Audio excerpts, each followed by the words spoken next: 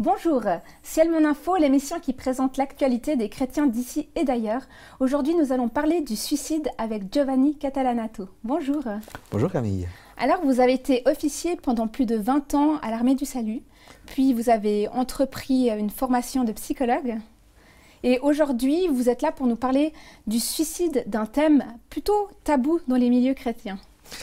Et oui, c'est vrai. C'est un thème tabou dans les milieux chrétiens. Et en même temps, c'est marrant parce que c'est les milieux chrétiens qui ont remis ça au goût du jour. D'accord. Oui. De quelle manière? D'un côté, vous voyez, donc il y a cette ce contraste. Il y a d'un côté toute une partie de la population chrétienne qui a peur de parler du suicide, d'autant plus que dans la Bible, des personnages qui se sont suicidés n'étaient pas les plus recommandables. Oui. Et donc, et il y a en fait cette notion que se suicider, c'est porter atteinte à la vie, porter atteinte à un don de Dieu qui est le seul habilité à l'enlever. Oui, parce que le suicide en soi, c'est un meurtre de soi-même. Exactement. Selon la Bible. Et étant donné que dans nos milieux, c'est considéré, c'est assimilé à un meurtre, donc il y a une punition. Si on pense par exemple comment Luther punissait les rescapés du suicide, hein, il les faisait fouetter. Donc, et puis, en plus, l'Église, traditionnellement, faisait en sorte que les suicidés, non seulement ils allaient, d'après le contexte, d'après la culture ambiante, allaient être punis par Dieu de manière éternelle, mais en plus, ils allaient être punis par la société parce qu'ils allaient devoir être enterrés à l'extérieur des cimetières. Et s'ils étaient rescapés, ils étaient punis encore par des coups de fouet. Et c'est dans ce contexte-là, beaucoup plus tard, naturellement, on ne parle pas déjà de la période de la Réforme, beaucoup plus tard, il y a 100 ans environ, que William Booth il s'est rendu compte que ça ne va pas. Ces gens-là souffrent. Donc William Booth, c'est le fondateur C'est le fondateur de l'Armée du Salut. Et donc, il y a une centaine d'années, à Londres, il a créé le premier bureau de prévention au suicide. Donc les chrétiens sont en quelque sorte à l'origine de la prévention contre le suicide. Exactement. Donc, si vous voulez, il y a, comme ça arrive régulièrement dans nos milieux chrétiens, vous avez un peu les deux extrêmes. Il y a des personnes qui sont très puristes en disant non, mais ça a une atteinte à la vie, donc ok, on ne peut pas en parler. Et puis il y a les autres qui disent mais il y a des gens qui souffrent derrière ça. Et que faire quand on est face justement à une famille dont l'un des membres s'est suicidé? Il y a du coup un poids aussi, une sorte de condamnation, une culpabilité qui naît aussi. Oui, exactement. Donc ce qui arrive souvent, c'est que les personnes ont l'impression qu'elles ont failli à quelque chose. C'est comme si l'entourage aurait dû empêcher, aurait dû voir venir. Dans certains cas, c'est possible de voir venir, dans d'autres, c'est plus difficile. Et il y a une sorte de fardeau intérieur, comme quoi on aurait dû faire quelque chose. Et c'est important de soutenir, si vous voulez, c'est les personnes qui subissent des dégâts secondaires d'un suicide. C'est les familles. C'est les familles, c'est les entourages, c'est les amis, c'est les collègues de travail. Et ça m'arrive régulièrement dans mon travail d'avoir affaire avec des personnes qui me disent j'ai eu une information d'un suicide et puis ça m'a fait revenir une histoire. J'ai un ami que j'ai perdu et que je n'ai pas vu, j'ai pas pu aider parce qu'il n'a pas fait d'appel. Et je ne me suis pas rendu compte. Concrètement, je pense qu'une question qui nous vient rapidement à l'esprit, c'est est-ce qu'un chrétien peut se suicider? Alors, la réalité, c'est que le suicide, et c'est pour ça la prévention du suicide, en conséquence, et c'est surtout ça qui nous intéresse, le suicide et la prévention du suicide concernent la population en général. Ça concerne les êtres humains. Or, les êtres humains peuvent être croyants ou non croyants. Et quand on aborde le thème de suicide, ça veut dire que la personne se retrouve devant une souffrance face à laquelle elle a perdu la possibilité de voir une issue. Donc une sorte d'espérance face au salut qui lui est offert en Jésus-Christ. Et donc, le chrétien aussi, il pourrait, dans un moment de crise, s'imaginer qu'il n'a pas d'autre issue, et puis qu'il pourrait se dire, la seule chose qui me reste à faire, c'est de me soustraire à la souffrance par la mort. Et ça arrive régulièrement. D'ailleurs, nous avons des psaumes qui disent ça, que ça aurait été mieux de ne pas être né. Donc, ce sont des notions qui sont inscrites dans l'être humain. L'être humain ne souhaite pas souffrir. Toutes nos cellules ont envie de vivre.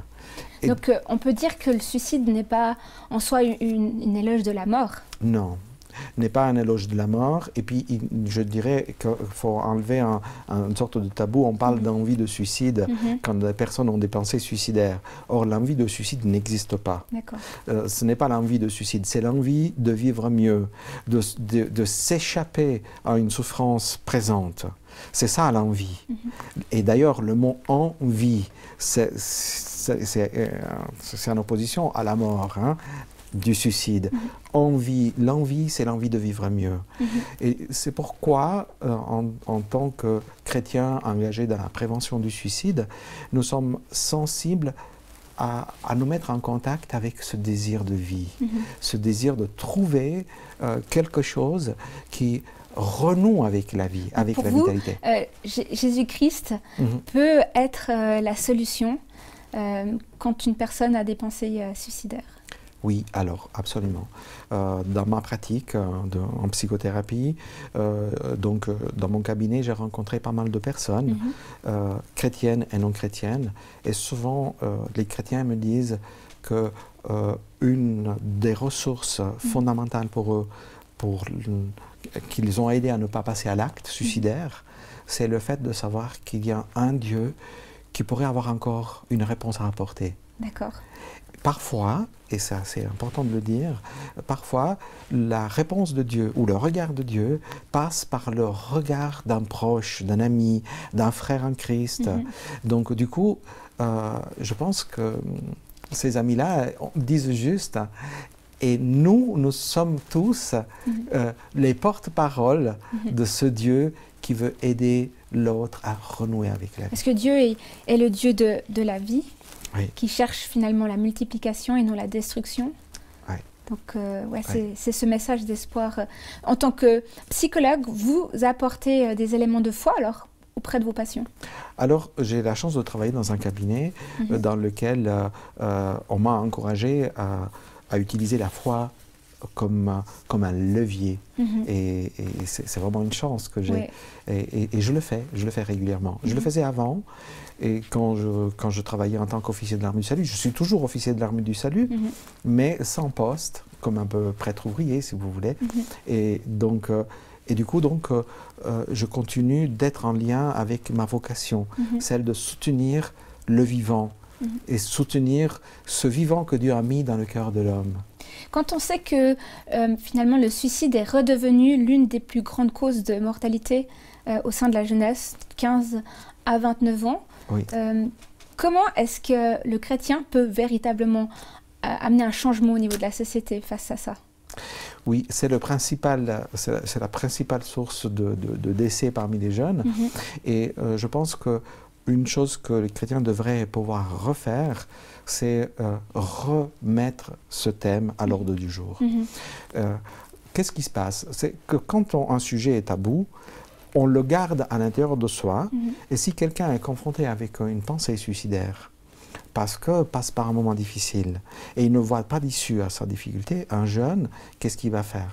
Il aurait tendance à en parler à son entourage. Mais si son entourage est fermé à ça, parce qu'il n'a jamais entendu dans son entourage en parler, qu'est-ce qu'il va faire? Il va garder ça pour soi. Et quand on garde ça pour nous, c'est un peu comme s'il y avait une marmite à vapeur qui continue de chauffer,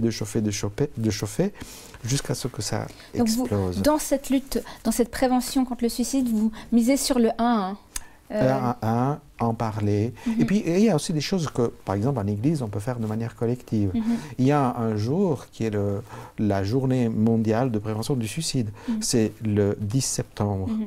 Ça revient toutes les années, c'est l'Organisation mondiale de la santé qui a mis ça en place. C'est même une journée laïque. La presse en parle, en principe, mais souvent très peu. Et dans l'Église, dans les groupes de jeunes, on pourrait profiter d'avoir des actions, de stimuler le fait qu'on puisse en parler. Parce qu'il y a un grand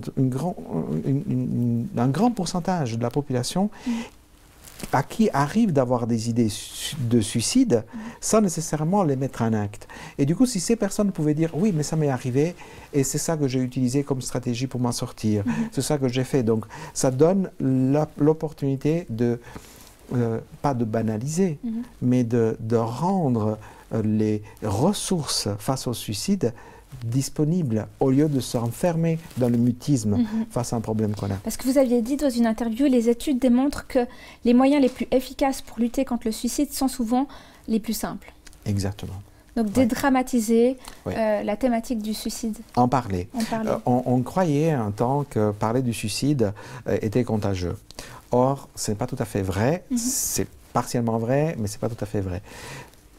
Parler du suicide en faisant l'éloge du suicide, en disant comment on s'est suicidé, en mettant ça en scène, c'est clair que ça peut donner des idées à des personnes qui se trouvent dans une passe difficile. Par contre, de parler que ces idées peuvent être là, présentes, et qui arrivent à des personnes normales comme vous et moi, mais qui passent par un moment difficile, et que donc ces idées-là ont leur légitimité, elles ont le droit d'être là, elles ont le droit d'être dites. Alors ça dédramatise et ça aide à diminuer le taux de suicide. Ouais. Et finalement, comment aider face à une personne qui, parfois j'entends des témoignages de gens, on n'avait pas prédit ça, on ne l'avait pas vu.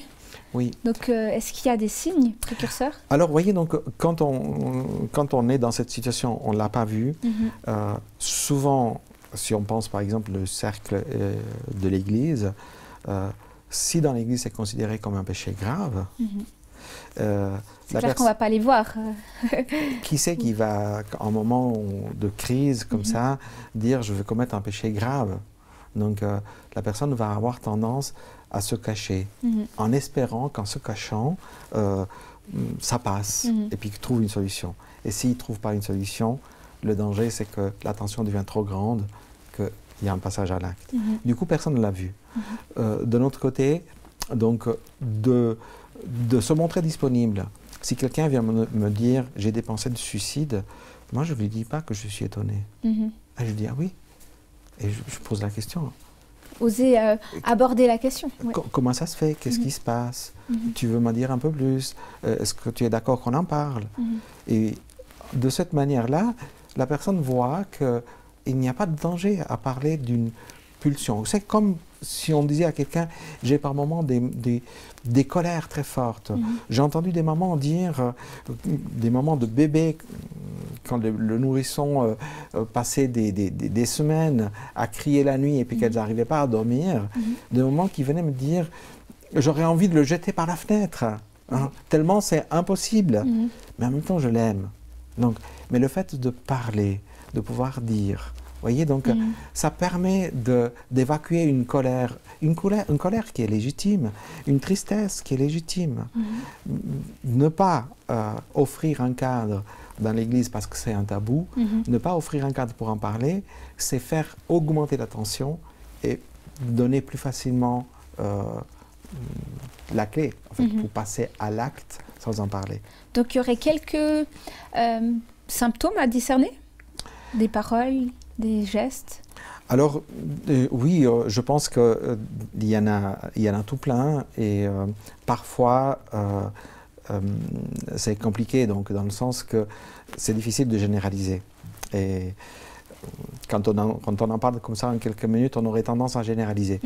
J'aimerais dire, oui, la plupart du temps, on peut voir des symptômes. Quand il y a, par exemple, une personne qui tout d'un coup change d'attitude, je pense à une personne qui était très extrovertie et puis que tout d'un coup ça commence à se renfermer et puis ne répond plus aux appels de ses amis pour sortir, pour aller en discothèque, pour aller à des manifestations culturelles ou à des manifestations du club de jeunes.